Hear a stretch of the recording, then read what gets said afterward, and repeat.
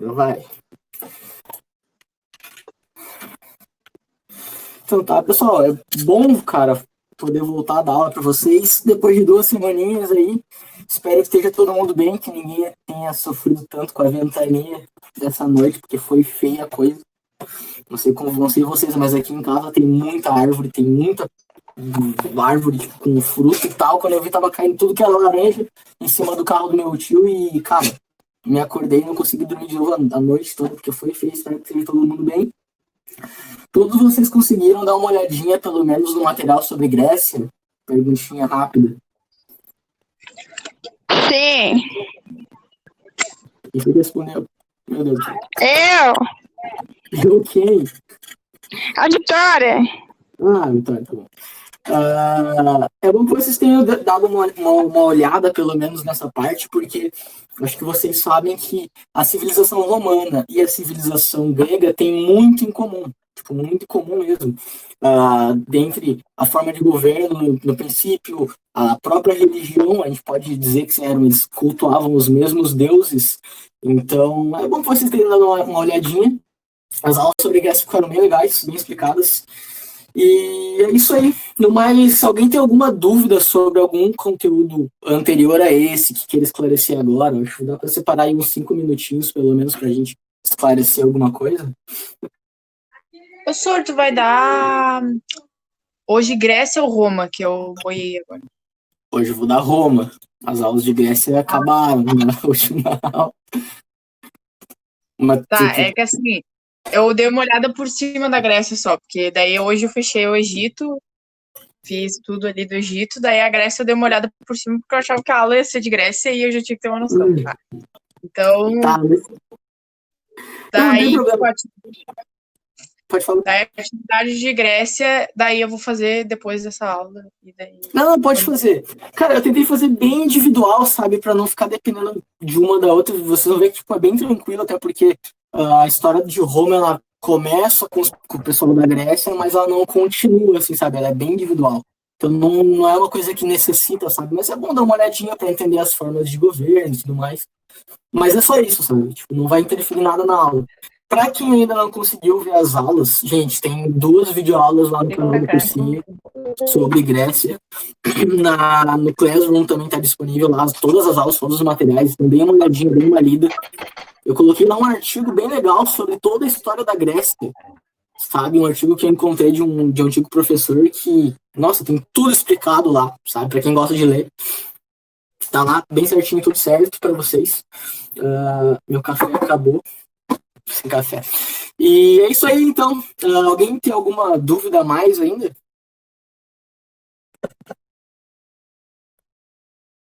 Ninguém tem? Nada? Tudo certo? Posso começar a aula, então? Creio que sim. Então tá. Pessoal, eu fico muito feliz de dar aula de Roma para vocês, porque eu sou apaixonado pela civilização romana.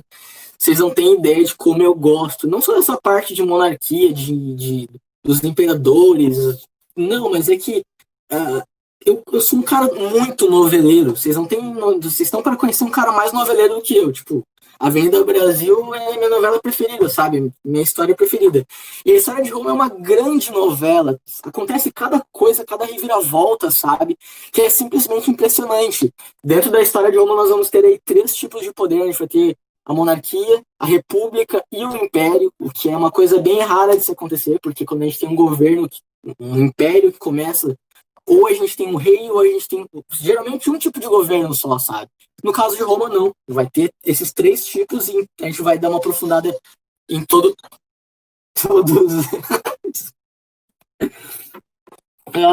Meu pai caiu no gemidão do Zap, não acredito nisso.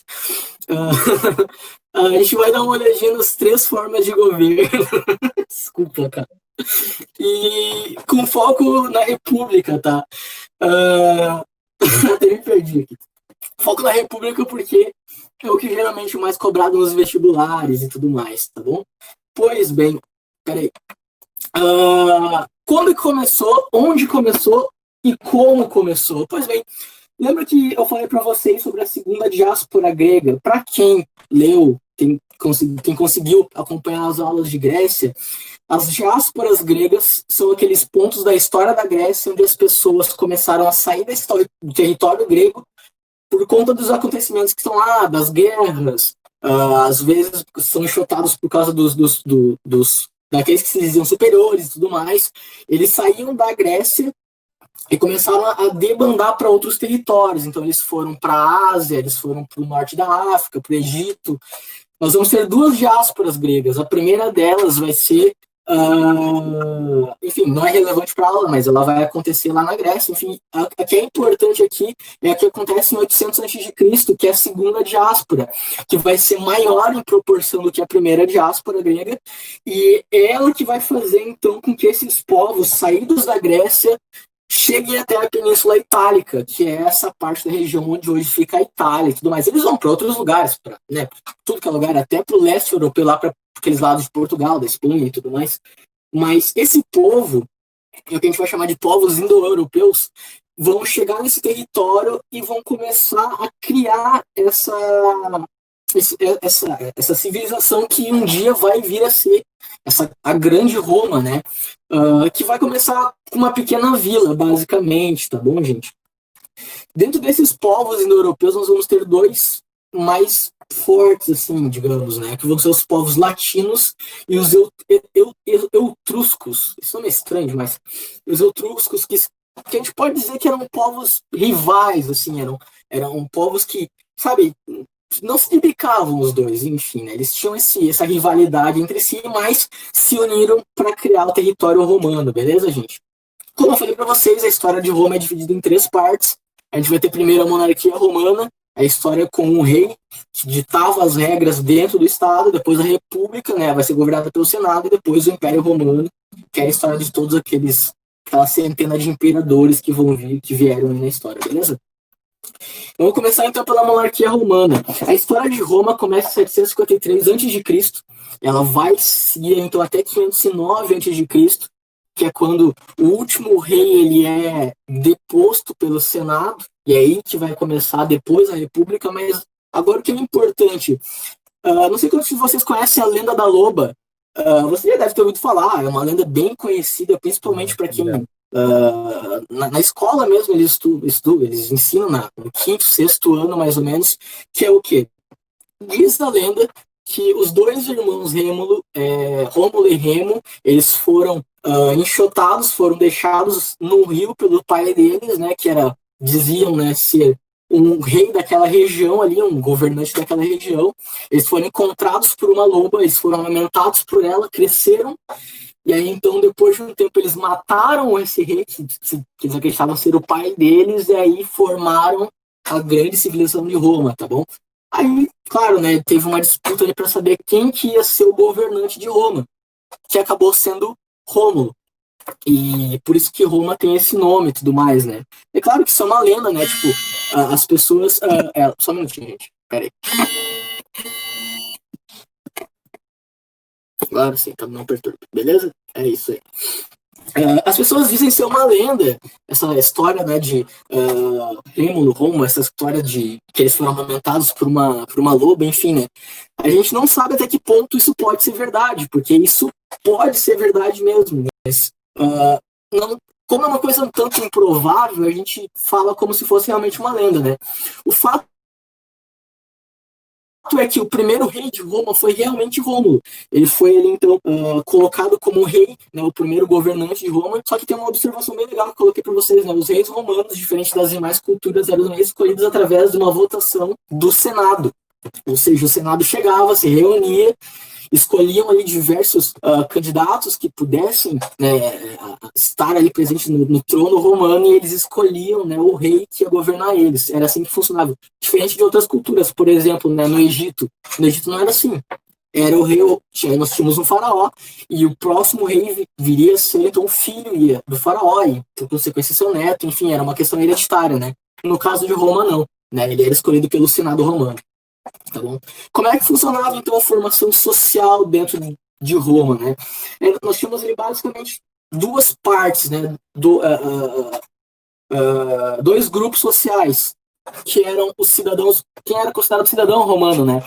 nós tínhamos os patrícios e os plebeus. Vocês sabem que ele costuma chamar as pessoas, as gurias, né, de patricinha e tudo mais.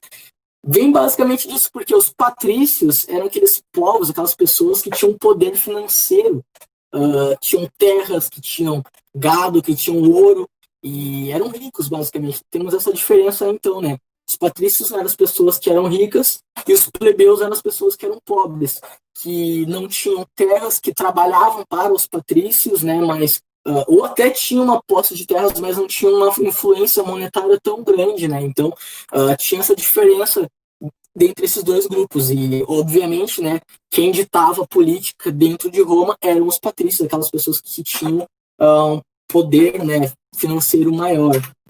Tá bom? E aí, então, você parece que esses 4 grupos sociais que nós tínhamos dentro da civilização romana. Eu falei para vocês aqui, os patrícios, eles eram nascidos em Roma. Para ser cidadão romano, você tinha que nascer em Roma, você tinha que ter os pais nascidos em Roma também, né? E tinha que nascer dentro da cidade de Roma também. Então nós tínhamos aqui os patrícios, que eram grandes proprietários de terra, e os plebeus nascidos em Roma também, só que não tinham posses de terra, ou tinham, né, pequenas posses, enfim. Nós vamos ter também os clientes, que eram estrangeiros que vinham de outras localidades, né, para tratar de comércio, né, para se colocar à disposição para fazer trabalhos para as pessoas dentro da cidade de Roma, enfim, né? Mas eles basicamente eram tratados como estrangeiros, como viajantes, né? Eles faziam o que eles tinham que fazer, vendiam o que eles tinham que vender, mas não eram considerados cidadãos, eles não tinham voz ativa dentro da cidade. Eles faziam apenas aquilo que eles eram contratados para fazer. E nós tínhamos também os escravos, como aí a grande maioria, né, a esmagadora maioria dos povos daquela época, nós tínhamos escravidão dentro da cidade romana, que era bem parecida com a escravidão lá dos povos gregos e dos demais povos aí, né, tipo os egípcios, os mesopotâmicos, que eram presos de guerra, né, prisioneiros de guerra, que acontecia então que eles tentavam fazer com que o território ele crescesse cada vez mais, né, atacando outros povos, outras localidades. As pessoas, os guerreiros que não morriam nos saques, né, nos ataques, eram levados para a cidade de Roma, então, e eram colocados ali como escravos. E também aquelas pessoas que tinham dívidas de guerra, né, perdão, eram colocados como escravos por causa de dívidas, né. Então, eu tô devendo uma grana, pedi uma grana emprestada, sei lá, para um cara lá de Roma. Eu não consigo pagar ele. Trabalhei e não consegui o dinheiro, o que vai acontecer? Eu vou me colocar à disposição, na verdade, vou ser obrigado, né, pelas leis romanas a ser escravo dele, vou trabalhar para ele, para poder pagar essa dívida, então. A grande questão quando a gente pensa em escravos, principalmente porque a gente tem essa mentalidade de escravidão aqui, que aconteceu aqui no Brasil, é que eram pessoas que eram atacadas, que faziam só o trabalho pesado, mas não era bem assim. Nós tínhamos, claro, né, dentro da civilização romana, tinha aquelas pessoas que faziam trabalho pesado, que faziam a construção de monumentos, de casas, de palácios, né? Tinha esse pessoal que fazia trabalho pesado, mas nós tínhamos escravos que eram serventes dos políticos, nós tínhamos escravos que eram professores das crianças da época. Não necessariamente eles faziam um trabalho pesado. A grande diferença é que eles faziam um trabalho obrigatoriamente para pagar suas dívidas, ou então, né, o trabalho que era necessário fazer, que o Senado ou que o rei colocava para eles fazerem, né, como monumentos, como anfiteatros, enfim, né, qualquer coisa que era necessário fazer na cidade. Alguma dúvida até aqui, gente? Vocês estão conseguindo entender legal? Lembrando que se vocês não responderam, eu estou boiando. Sim. Tá legal? Beleza, então. Como é que vai funcionar a política romana nesse primeiro momento, então?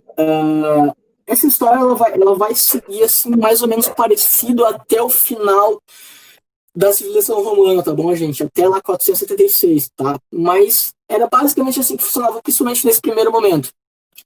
Então, dentro dos 3 períodos de Roma, várias ideias políticas permanecem ao longo dos anos, outras não. Por exemplo, né, a monarquia vai cair, vai vir a república, mas o Senado vai continuar, a Assembleia das Cúrias vai continuar também, tá bom?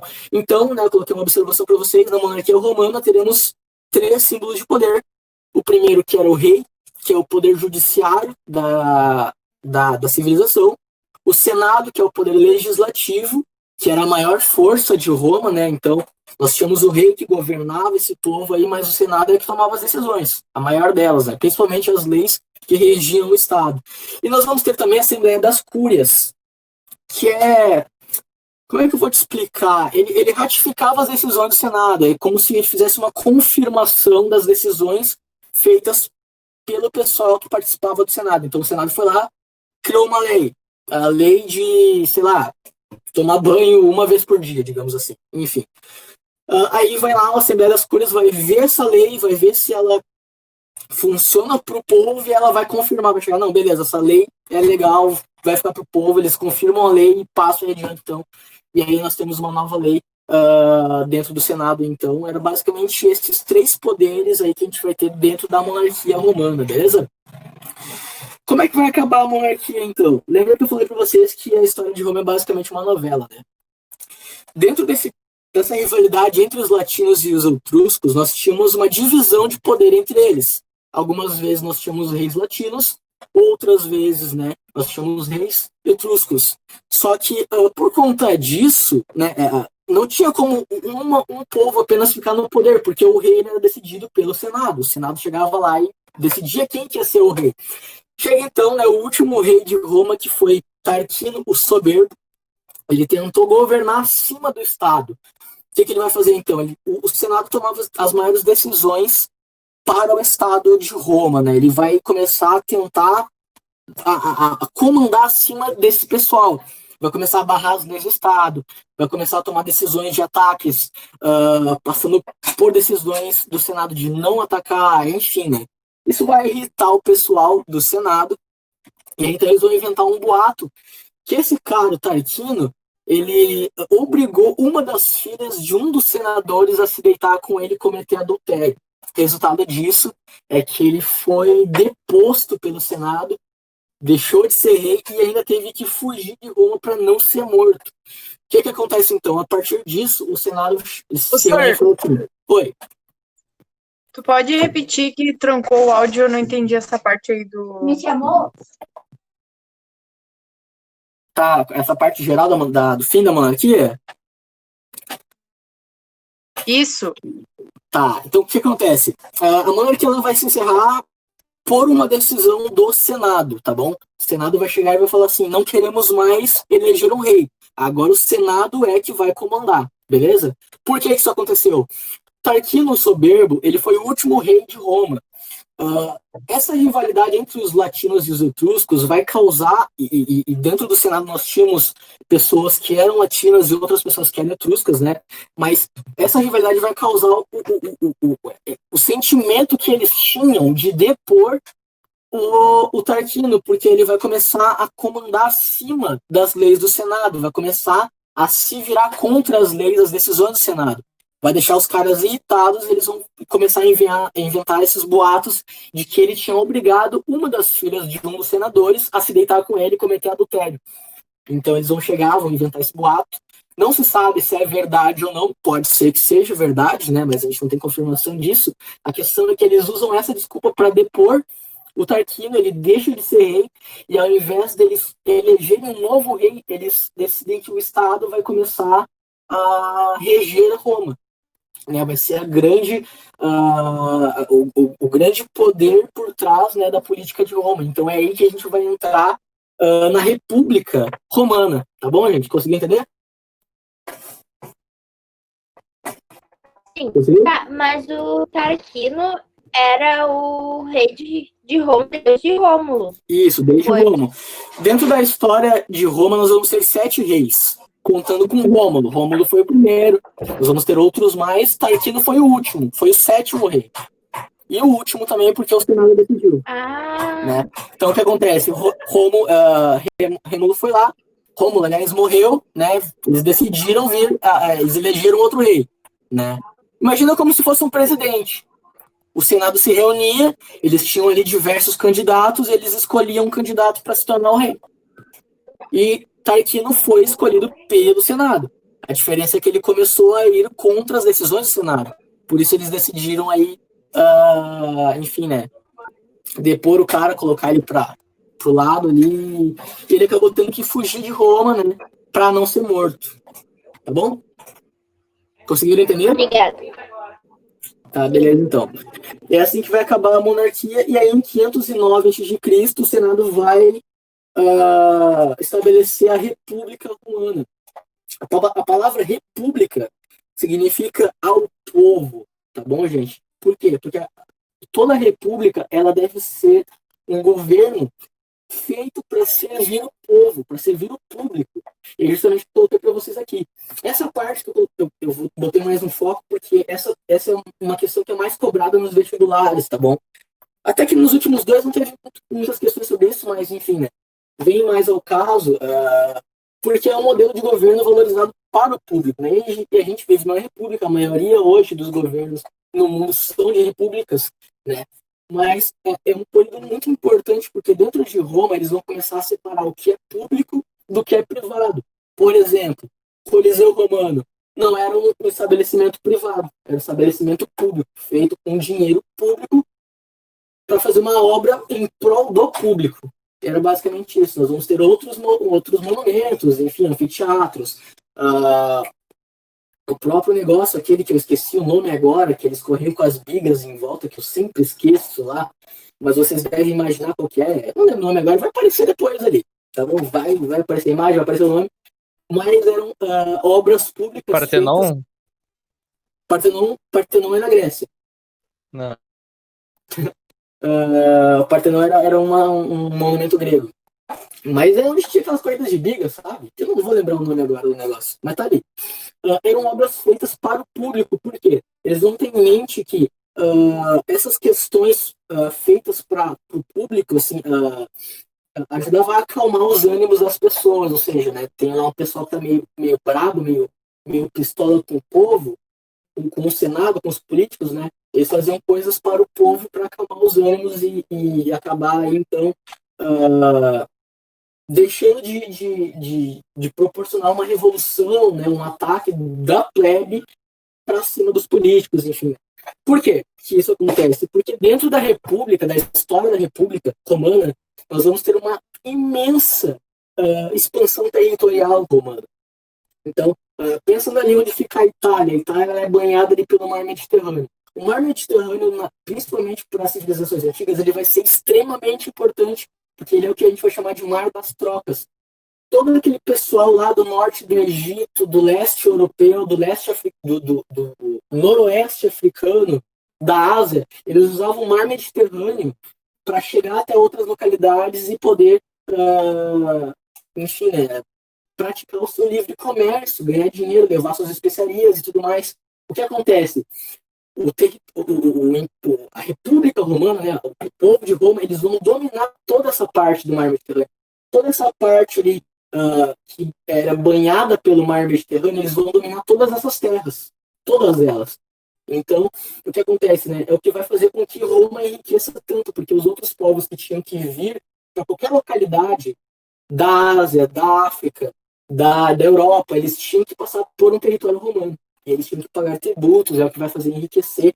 E essa expansão territorial vai fazer com que, claro, né, o número de escravos ele aumente bastante, mas ao mesmo tempo, né, nós vamos ter uma pequena porcentagem da população que vivia dentro dos territórios de Roma apenas eram romanos. A grande maioria das pessoas que viviam dentro de território romano não eram considerados povos romanos, eles não tinham nascido em Roma, não eram cidadãos romanos.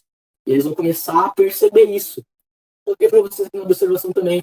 Nesse período, os políticos passam a se preocupar mais com o bem-estar público e com a demanda da população. Eles vão começar a prestar mais atenção nas pessoas que viviam ali dentro dos territórios romanos, tá bom, gente? O que vai acontecer, então, de acontecimentos, né, de mudanças dentro desse período?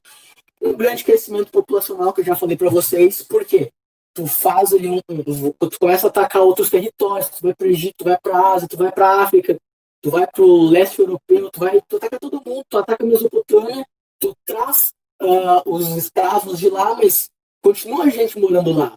Só que esse território é um território romano, né? Então a população romana ela vai crescer cada vez mais, vai ter uma densidade demográfica dentro da cidade de Roma estrondosa, tá bom? Era um território grande? Era, mas tinha bastante gente também dentro das cidades romanas, tá bom?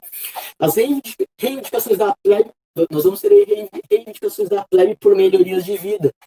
Então nós vamos ter aquele pessoal ali que não tinha territórios, né? Os plebeus, por exemplo, lá.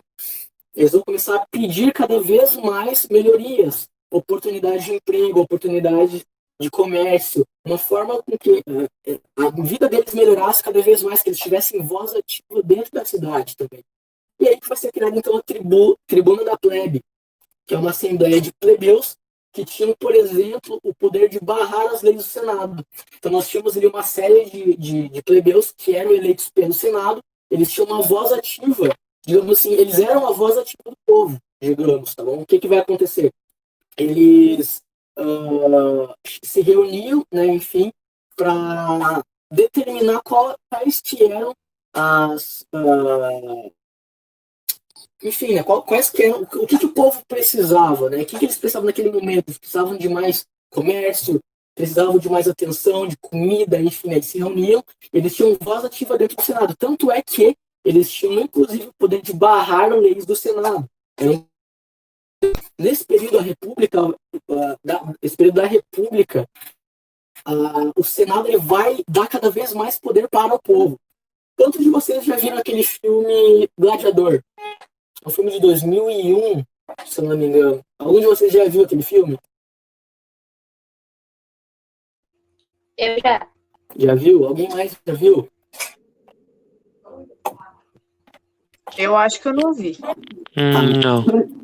Para quem não viu, primeiro de tudo, cara, vai olhar que é um baita do filme. Nossa, eu coloquei como indicação ali depois. É um baita do filme, ganhou Oscar.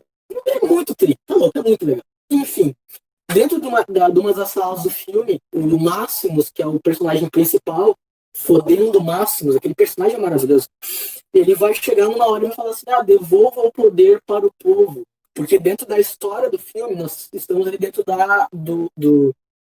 Império Romano, né? O poder já estava na mão do imperador. Ele vai chegar no fim do filme e vai falar assim, o desejo do fulano lá era que devolvesse o poder para o povo. Justamente por isso, porque durante a República Romana, o povo é que tinha mais poder do que, inclusive, muitas vezes do que o Senado. Tá bom, gente?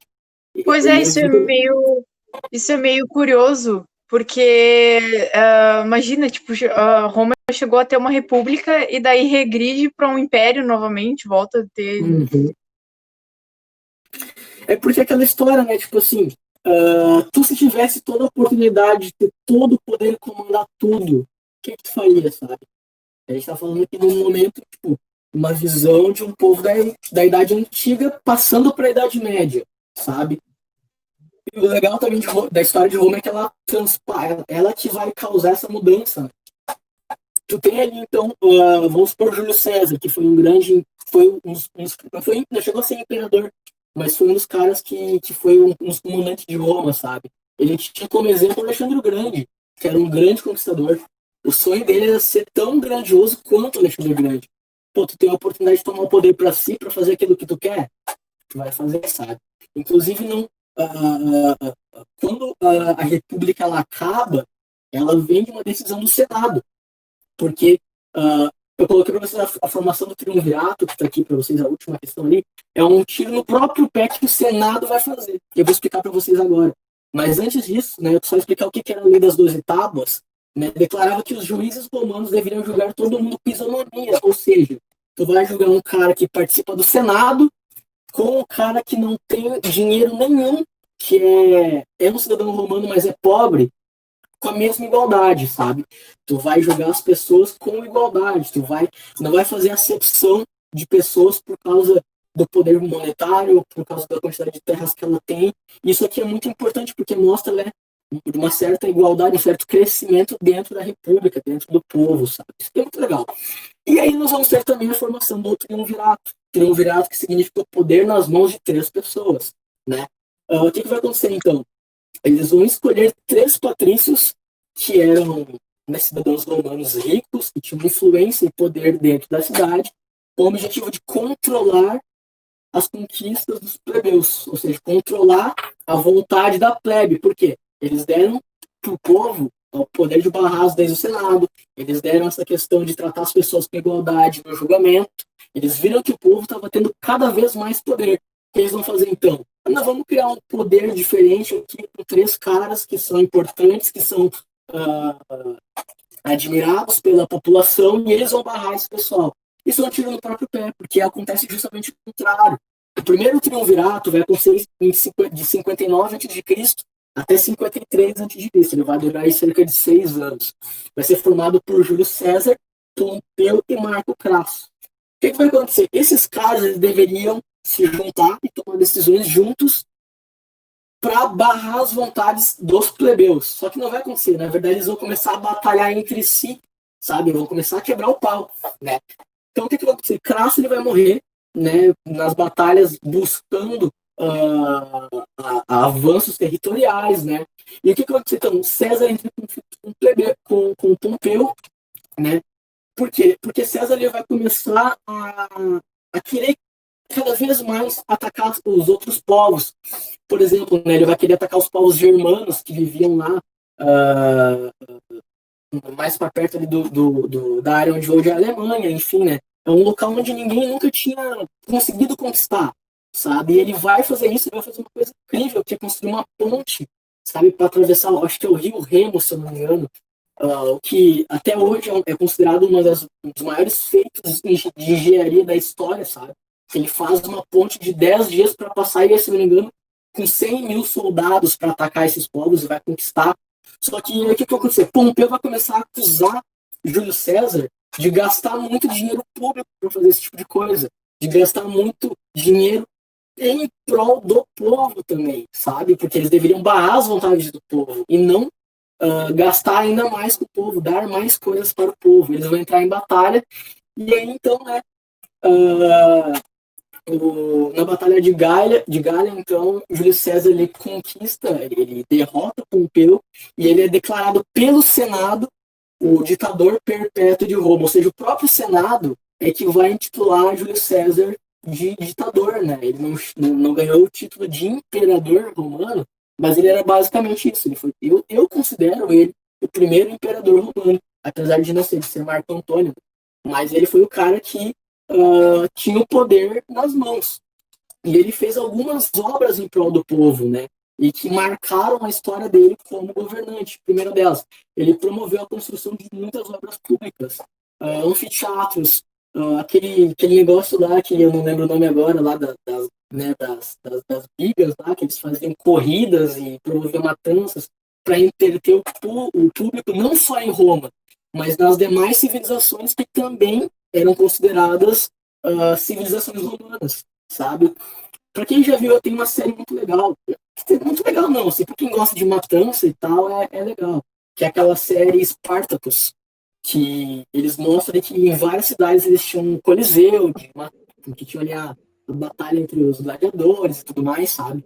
É uma das ideias que Júlio César tinha, sabe? Levar entretenimento não só para a população que vivia em Roma e nos seus arredores, mas nas demais cidades que faziam parte do Império Romano também. Ele vai começar a conceder cidadania para os estrangeiros que viviam dentro da civilização romana, das civilizações, das dependências de Roma, sabe? Então, por exemplo, tem um cara que veio lá da Ásia, e ele viveu com a família dele ali um tempo e tal, e ele já fala a língua romana, latim, enfim, sabe? E aí, então, ele vai começar a ceder a cidadania para essas pessoas que não tinham nascido em Roma. O que vai acontecer é que a população romana, os cidadãos, os intitulados cidadãos romanos vão começar a crescer cada vez mais, né?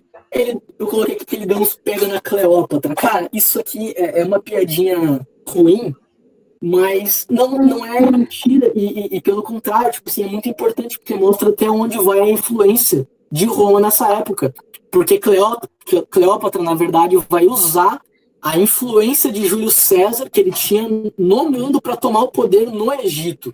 Nossa, cara, eu falei pra vocês, é uma novela, sabe? Ela dá uns pega nele, aí depois que ele morre, ela vai lá dar uns pega em Marco Antônio, sabe? Que tem aquela história que chamaram Marco Antônio para ir até o Egito, e aí dizendo que Cleópatra tinha um presente para dar para ele. E aí então, quando eles chegam lá, eles vão dar o presente para ele, eles dão um tapete, e aí a Cleópatra ela se desenrola, eles jogam o tapete no chão e ele vai se desenrolando, e aí a Cleópatra sai de dentro do tapete. Na verdade, o presente não era o tapete, o presente era ela, sabe? Isso é verdade, cara. Era uma sedutora. Por quê? Ela vai fazer isso para conseguir o poder lá no Egito, sabe? E isso mostra até onde que é a influência da população, da civilização romana, principalmente a influência de Júlio César, tá bom? O que vai acontecer então? Em 53 a.C., ele vai ser morto a apunhaladas pelos próprios senadores que tinham elegido ele. Quem aí já viu Game of Thrones, gente? Tipo, até a 4ª temporada, assim. Vocês já viram? Porque eu vou dar um baita de um spoiler agora e não gostaria de estragar a experiência de ninguém. Mas, spoiler alert, quem aqui já viu, por exemplo... Eu vi. Já viu? É uma baita de uma série. Tem aquela cena da morte do Jon Snow na Patrulha da Noite, da Patrulha da Noite. Aquela cena ela foi baseada na história da morte de Júlio César. O pessoal vinha, esfaqueava ele e saía. Vinha outro, esfaqueava ele e saía. Foi assim que foi a morte de Júlio César. Ele vai morrer pelos próprios senadores que intitularam ele ditador de Roma. E aí, em 353, ele vai morrer, vai acabar o primeiro triunvirato, que era esse poder entre esses 3 homens, né?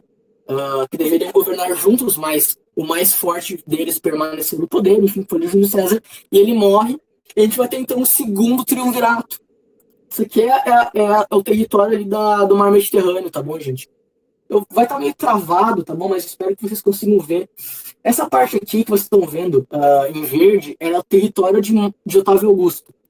Essa parte aqui no azul, um pouco mais escuro, era o território de Marco Antônio. E esse roxinho mais claro aqui era o território de Lépido, que vão ser os formadores do segundo triunvirato também. Marco Emílio Lépido, Marco Antônio e Otávio Augusto, tá bom, gente? O que o Senado tenta fazer? Ele tenta mudar a estratégia que eles tinham feito antes. Em vez de eles governarem juntos, agora eles vão determinar um território específico para cada membro do triunvirato. Foi dividido dessa maneira. Otávio Augusto ele ficou com o maior pedaço da torta. Tá bom? Ele ficou ali responsável pelo maior território, enfim, com partes do norte da África, com toda a Itália disponível para ele governar. O que vai acontecer? Os caras eles começam, por conta disso, apesar de cada um ter um território para governar, eles criam um olho e começam a, de novo, brigar entre si. O que vai acontecer, então, né? Lépido ele vai morrer na batalha, né? Também buscando aí aumentar o território que ele tinha, tá bom? Otávio Augusto e Marco Antônio, eles vão como é que eu vou explicar? Eles vão batalhar entre si cada vez mais. E aí, então, na Batalha de Áquio, Marco Antônio vai, enfim, derrotar o Otávio Augusto e ele vai se declarar, então, né? Ele se autoproclama imperador de Roma. E aí, então, que acaba a República Romana e começa a Roma como império, tá bom, gente? E aí, então, Marco Antônio vai se autodenominar, perdão, o grande imperador de Roma, o primeiro imperador de Roma, tá bom, gente? E ele vai se autodenominar Otávio Augusto também. Porque, para quem não sabe, né, Augusto, a palavra Augusto não é um sobrenome. Augusto significa divino, ou seja, ele vai se colocar no mesmo patamar dos deuses cultuados pelos romanos. E aí eu vou abrir um parênteses aqui. Os deuses cultuados pelos romanos eram os mesmos deuses cultuados pelos gregos. Por exemplo, a gente tem aí Zeus, que era o grande rei dos deuses. Zeus é o equivalente de Júpiter em Roma. Afrodite, que era a deusa da fertilidade e do amor, vai ser Vênus. Poseidon vai ser Netuno. Ares vai ser Mercúrio, sabe? Eles eram a mesma religião, os mesmos deuses cultuados com outros nomes. Quem já leu Percy Jackson vai ter uma ideia mais ou menos como é que isso funciona, tá bom? Era os mesmos deuses, a mesma religião com nomes diferentes, tá bom, gente? A gente chega então aí ao fim da República Romana, início do Império Romano, e aqui eu coloquei para vocês uma imagem do Império Romano que era cara, era gigantesco, sabe? Foi um dos maiores impérios da história da humanidade. Perde aí, talvez pro Império Otomano e pro Império Persa em questão de território, sabe? Mas era gigantesco. Eles dominavam o mar Mediterrâneo, eles dominaram o Egito, que era uma grande civilização e extremamente potente, né? Forte para a época. Nossa, assim, eles vão chegar num ponto que eles pensam assim, eles já pensam assim, não, tá beleza, nosso tamanho já tá legal, a gente não precisa expandir mais, sabe? Já estamos grandes o suficiente, vamos começar a cuidar dos povos que vivem aqui com a gente, do povo romano, das pessoas que são os nossos povos que vivem dentro do nosso território. É o que a gente vai chamar de Pax Romana, ou Paz Romana. O que vai acontecer, então? Eles vão parar de atacar outros territórios. Eles vão começar a se focar nos territórios que eles já tinham. E aí, então, né? Isso aqui é um gráfico que eu achei na internet, né? Coloquei para vocês para entender. Em verde, nós temos aqui as conquistas de Roma até a morte de Júlio César a morte de César em 44, né, em 59, perdão. Até 44, mais ou menos, né, quando a gente chega ali perto da história de César, enfim. E o restante, então, né, são as conquistas até o fim do segundo século, até o fim do, mais ou menos, do ano 200 depois de Cristo, tá bom, gente? E, cara, é gigantesco, e é nesse período que a gente vai ter, por exemplo, a história de Jesus. Jesus é jogado pelos romanos, enfim, né? E dentro da história bíblica de Cristo, a grande civilização que comandava todos esses povos era a civilização romana, tá bom, gente? Então, né, eles reduzem a expansão territorial, né, que é o que a gente vai chamar de paz romana, ou pax romana, tá bom? E eles vão criar uma coisa que é chamada política do pão e circo, que você já deve ter ouvido falar, que é o entretenimento e a alimentação para acalmar a plebe, tá bom, gente? Vai causar um choque de cultura gigantesco. E essa piada ruim porque eu sou um piadista terrível, mas é muito real, porque o que vai acontecer? Vou voltar aqui, inclusive. Olha, preste atenção nessa foto desse território aqui. Nós temos povos de Mênfis, do Egito, povos da Arábia Saudita, da Mesopotâmia, da Inglaterra, de Portugal, que não existiam ainda, mas hoje esses povos vivem ali, sabe? Então, preste atenção. Era muito grande, era um território muito grande, ou seja, a cultura dos outros povos vão começar a entrar dentro da civilização romana, sabe? Então não tem como tu, tipo assim, manter uma cultura específica, sabe? Não, tu vai começar a aderir a costumes de outros povos. Por exemplo, o povo romano atacou o povo da Ásia, que tinha um conhecimento gigantesco em arquitetura e engenharia. Eles vão usar isso para construir as cidades deles. A própria religião, que é equivalente à religião dos gregos, sabe? Ou seja, essa questão do choque de cultura é uma brincadeira? mas é uma realidade muito grande, sabe? Porque o que vai acontecer nesse primeiro momento do primeiro século, né? Após o ano 1? O que acontece no ano 0? Acho que vocês sabem o que acontece no ano 0, né? Sim ou não? Jesus nasce, né? Jesus nasce, né? Ano 0. Qual que é o problema disso, de Jesus nascer e de Jesus existir? É que Roma era o maior império, maior população, tinha maior população, maior poder militar. A cidade de Roma era extremamente linda. Vocês pensam assim, era uma cidade, foi a primeira cidade a ter distribuição de água para os seus habitantes, sabe? Eles faziam encanamentos que traziam água dos rios, das nascentes até a cidade. Ou seja, eles se autodenominavam maiores, sabe? Como é que eu posso explicar? Eles acreditavam estar acima dos outros povos, porque eles se limpavam, eles tomavam banho, porque eles tinham água à sua disposição. E a religião deles era muito influente também. Então, o que vai acontecer? Chega um cara se autodenominando rei dos judeus, e aí esse cara morre no ano 33, e aí então começa a nascer uma nova religião que começa a crescer cada vez mais, sabe? O que vai acontecer? Eles começam a ficar com o pé atrás, eles pensam assim, quem são esses tais de cristãos, sabe?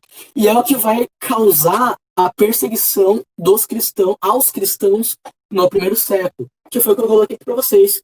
Com o crescimento do cristianismo, na extensão do Império Romano, ocorreram choques culturais onde os cristãos eram perseguidos pelos romanos politeístas, né? O cristianismo é uma religião monoteísta, acredita em apenas um Deus. Os gregos não, né? Os gregos e os romanos não, eles eram politeístas, acreditavam em vários deuses, um deus para cada parte da civilização, enfim, né? E aí eu coloquei um exemplo muito legal para vocês aqui, que é o exemplo do imperador Nero.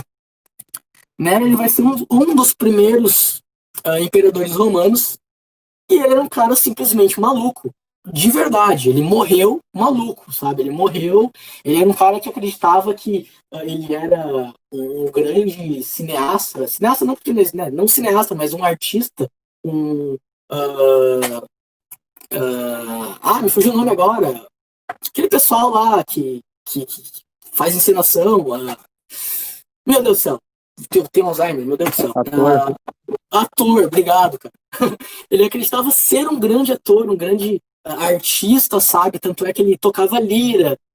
E ele vai colocar fogo em Roma. Isso é verdade, isso aconteceu de verdade. Ele coloca fogo em Roma, ele usa isso para forçar, não forçar, mas ele usa disso para tomar uma certa porcentagem do território de Roma para si, para criar um grande palácio para ele, sabe?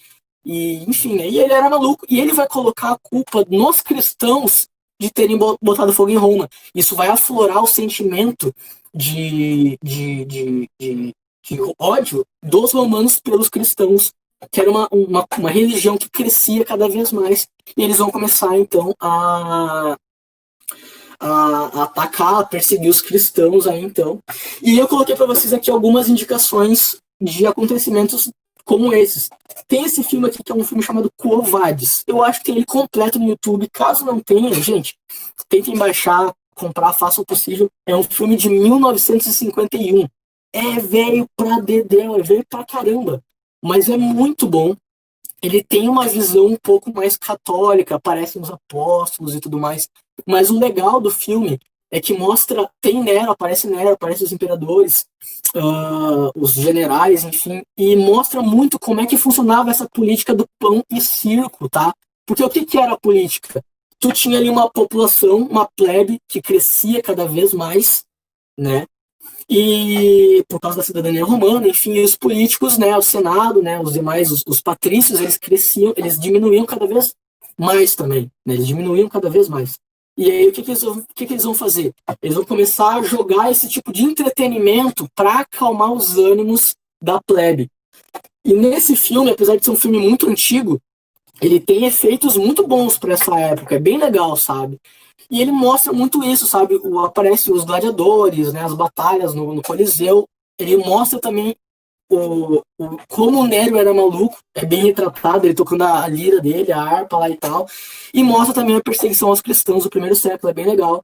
Tem o filme O Fodendo Fucking Gladiador do ano 2000, que é sensacional, olhem também, é muito bom, aparece lá a imagem do Coliseu como era antigamente, assim, é top, tanto é que ganhou o Oscar aí. E tem esse livro também, que é um livro chamado Em Nome de Roma, né, do escritor Adam Goldsworth, sei lá, é esse cara aqui, Goldsworth, eu acho o nome dele, que é um livro que ele conta a história de Roma, não só do Império, mas a história geral de Roma, com foco nos generais e nos principais políticos, nos generais, nos reis, tem esse foco nesses personagens, e é sensacional também, é um livro muito bom, e ele explica muito bem como é que funcionou essa questão da política em Roma. E aí que eu coloquei, então, né, um exemplo para vocês. Hipódromo era o nome do negócio. Eu esqueci, mas é esse aí, que é o circo romano. E então nós vamos ter aqui no Coliseu as batalhas navais. O que acontece? Dentro embaixo do Coliseu, eu vou mostrar o Coliseu daqui a pouquinho, eles tinham dutos de água que traziam a água do rio, eles inundavam o Coliseu e faziam batalhas navais lá dentro, sabe? Tinham as batalhas de gladiadores, as batalhas entre os cristãos e as feras selvagens, colocavam diversos cristãos, colocavam leões, panteras e outros animais selvagens para batalhar contra os leões. Tinham as batalhas entre os gladiadores e os animais selvagens, tinham as batalhas entre os gladiadores de Biga e os escravos acorrentados. Cara, era assim, ó, era um show para a plebe. Eles utilizavam esses acontecimentos,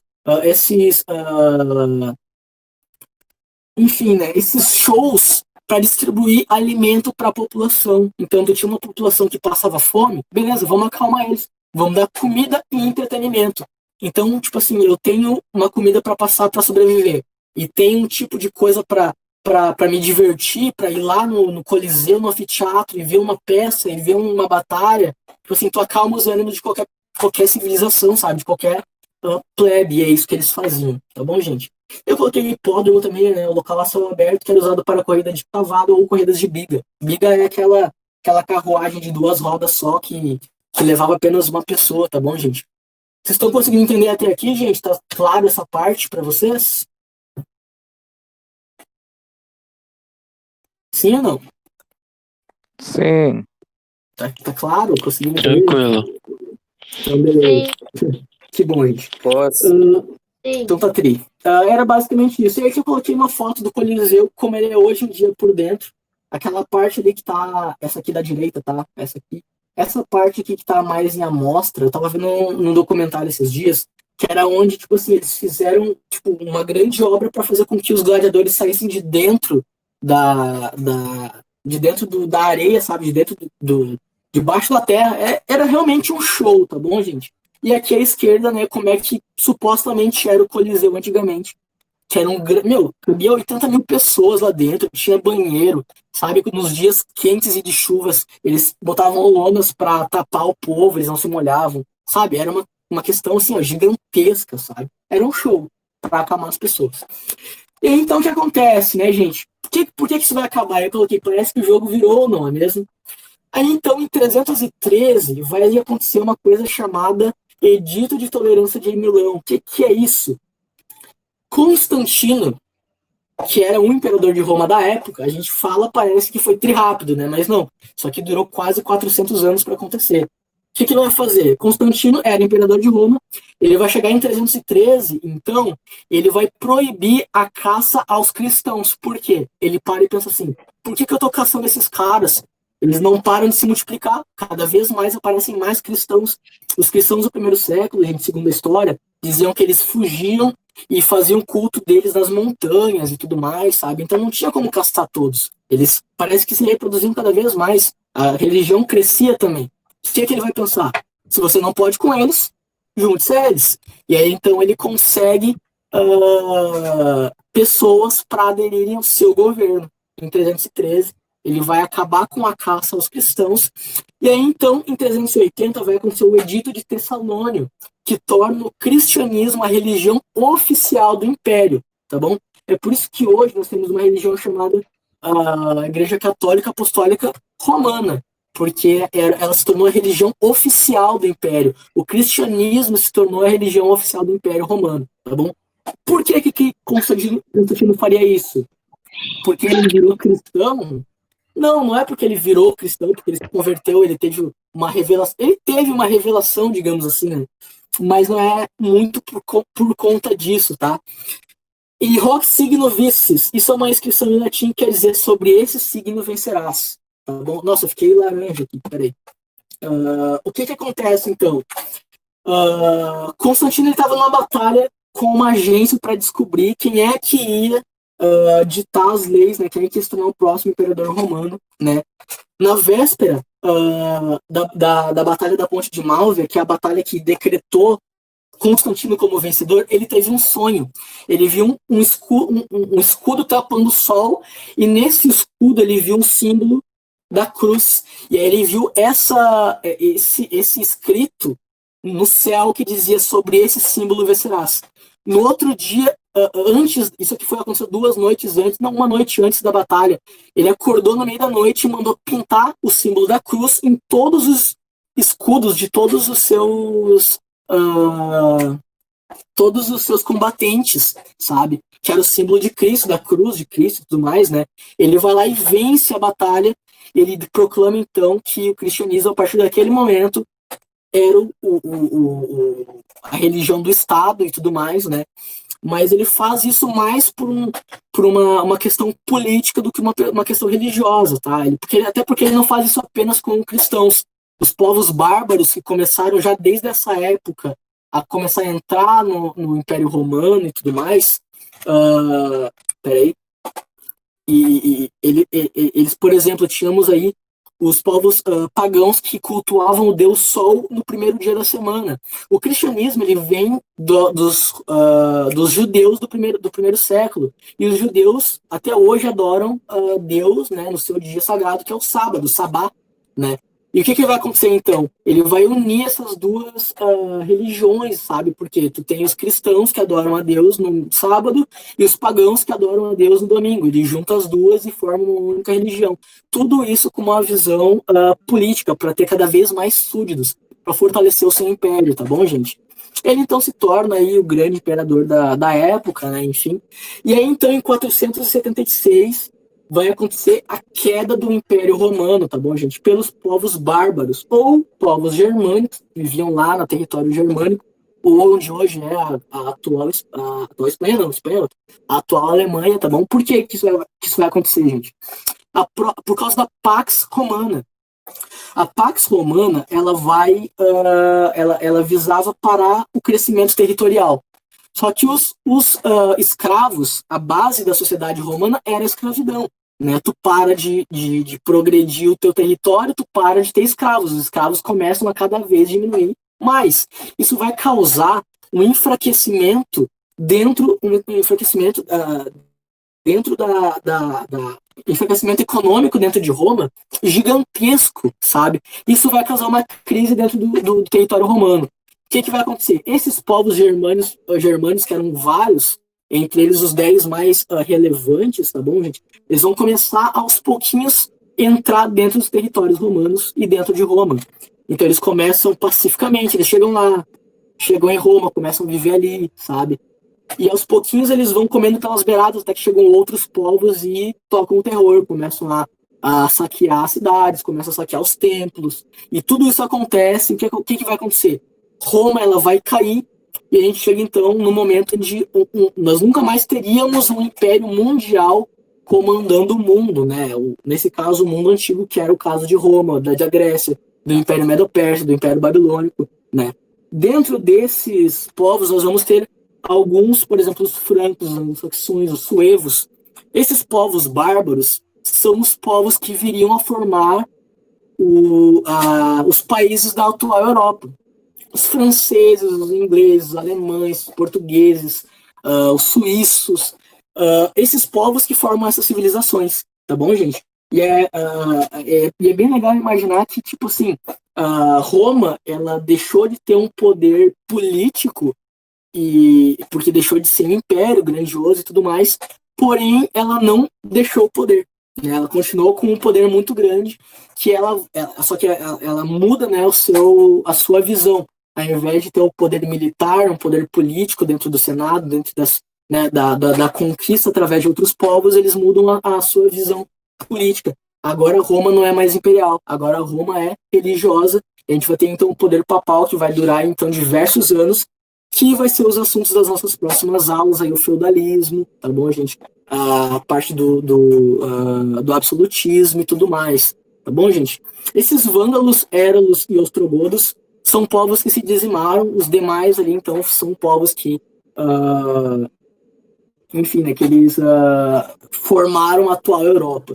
Conseguiram entender, gente? Sim. Tá tranquilinho para vocês? Conseguiram entender legal? Sim. Alguém ficou com alguma dúvida? Sim ou não? Não. Não? Tá legal, gente? Não. Tá bom.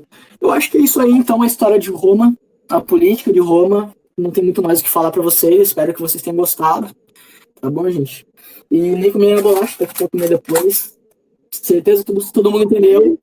Eu só tenho uma questão para falar para vocês. Eu acho que deu pau no meu gravador de tela. Então nós não vamos ter um vídeo da aula, mas vai ter o áudio, eu espero, pelo menos, tá bom, gente? E vai ficar disponível para vocês aí na próxima, lá no lá no Claro. Classroom, né, e tudo mais, tá bom? Espero que vocês tenham gostado, gente. De verdade, de coração. Isso tudo feito com todo o carinho do mundo pra vocês. Tá bom, gente? Muito obrigado. Terminei 3 minutos Obrigada. atrasado, mas Boa noite, estamos viu? aí. Boa noite. Meu pai, boa noite a vocês. Qualquer dúvida, gente, chame no WhatsApp, dê uma ligada, chame, se quiser, manda sinal de fumaça, o que for possível aí pra ajudar vocês, tá bom? Não esqueça que agora tem aula de química, tá, gente? O professor Geoclides, o Jean, vai dar uma baita de uma aula pra vocês aí de química pra vocês se prepararem pro... Isso que é professor de história, hein? Hã? Isso que é professor de história, hein? Não é aquele meia boca que tem aí. Bah, que sacanagem, né, meu? Capaz, meu. Gabriel é o cara mais top do mundo, o cara mais gente fina da história. Contar uma coisa pra vocês. Quando eu comecei no cursinho da aula, eu tava no meu primeiro semestre, sabiam disso? Estudando. Quem me ajudou a conseguir entender e começar a dar aula foi o Gabriel. Gabriel aí, baita cara, me ajudou um monte, velho. Inclusive as aulas que eu tenho de ditadura militar, as aulas que eu tenho de Segunda e Primeira Guerra Mundial, é tudo dele. Ele que me disponibilizou. Né? Tu Mas viu sem papo só? aqui, o gel já tá aí a postos, tá de touquinha, porque tá frio, filho. Tá frio demais, gurizada. Tá frio demais. Então tá, pessoal, espero que vocês tenham gostado. Fica aí pra vocês a aulinha disponível, então. Até a próxima semana que vem a história do Brasil. Nós vamos ter história geral. Eu sei que vocês vão estar aí clamando pelas aulas de história geral, mas daqui a 2 semanas a gente volta, então, com a aula sobre o feudalismo e acredito que sobre o absolutismo também, tá bom? Pode crer? Fico negrizadinha e fiquei com o gel agora, então, beleza? Tchau, tchau.